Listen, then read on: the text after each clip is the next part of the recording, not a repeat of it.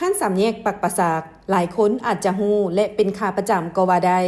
ด้วยที่ตั้งของห้านอยู่ใกล้แคมป์ของเฮ็ดให้แนมเห็นทิวทัศน์ธรรมชาติและการดำรงชีวิตของชาวนครหลวงวิจันทร์โดยเฉพาะแม่นค่อยคำยามแลงที่แสงตะเว้นสอดส่องตรงกับสายน้ำของที่งดงามและยังเป็นจุดนัดพบของหลายๆคนมานั่งกินอาหารและชมทิวทัศน์ตลอดฮอดการมาออกกำลังกายของหลายๆคนสำหรับห้านสามแยกปักประสากอาจเป็นจุดนัดพบกันเพื่อมานั่งกินอาหารแซ่บๆเคียงคู่กับการชมทิวทัศน์ที่สวยงามและฟังเพลงม่วนๆจากวงดนตรีโฟกซองซึ่งภายในห้านก็มีการบริการที่หลากหลายให้เลือกบ่ว่าจะเป็นการนั่งรับประทานอาหารชมทิวทัศน์ตะเวนอัสดงยามแลงท่านสามารถเลือกนั่งอยู่ชั้นหนึ่งจะเป็นห้องแอร์ที่มีความเป็นส่วนตัว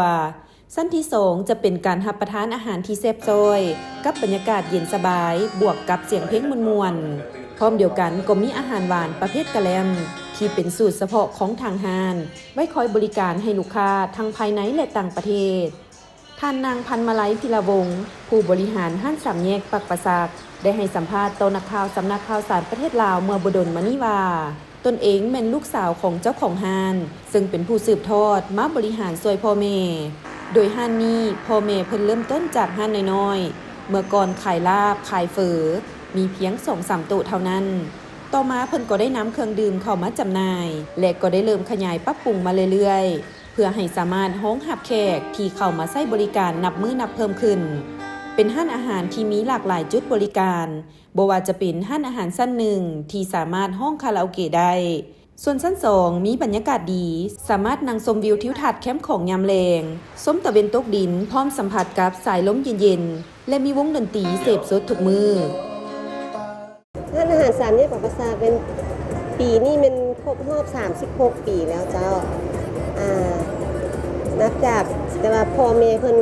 เปิดห้านมาเนาะตั้งแต่ห้านที่ว่าน้อยๆ 2-3 โต๊ะเดี๋ยวนี้เพิ่นก็ได้ขยายเนาะเป็นห้านอาหารที่มีหลากหลายโซนไม่ว่าจะเป็นห้านอาหารชั้นหนึ่งที่ว่ามีห้องแอร์เนาะเป็นสามารถห้องเพลงได้แล้วก็มีร้านอาหารชั้น2เจ้าบรรยากาศเป็นชมวิวติดแคมป์ของชมวิวธรรมชาติยามแลงเนาะก็จะมีวงดนตรีพวกซองเสพโซดทุกๆมื้อเจ้าร้านอาหารเขาจะเป็นร้านอาหารที่มีอาหารลาวเนาะต้นต่ออาหารลาวประเภทเป็นลาบเป็นกล้วยปลา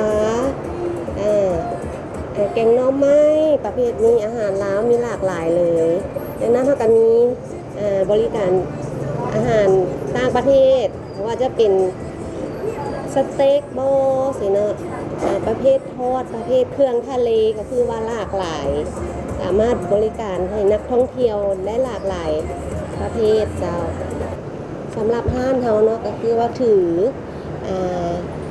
แบบเทรนพนักงานเนาะให้เกี่ยวกับการบริการให้มาเป็นอันดับหนึ่งสำหรับการบริการของเขาเนาะลูกค้าที่มาเนาะคือเป็นที่หนึ่งของพวกเขาเลยในการใส่ใจไม่ว่าจะเป็นครบสะอาดโบเนาะการบริการที่ว่องไวอันนี้เขาจะใส่ใจจุดนี้เป็นพิเศษเจ้า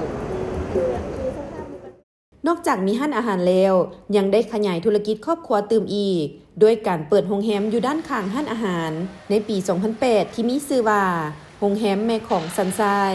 สามารถรองรับนักท่องเที่ยวได้21ห้องยังบ่พอเท่านี้เพื่อสร้างความโดดเด่นขึ้นตื่ม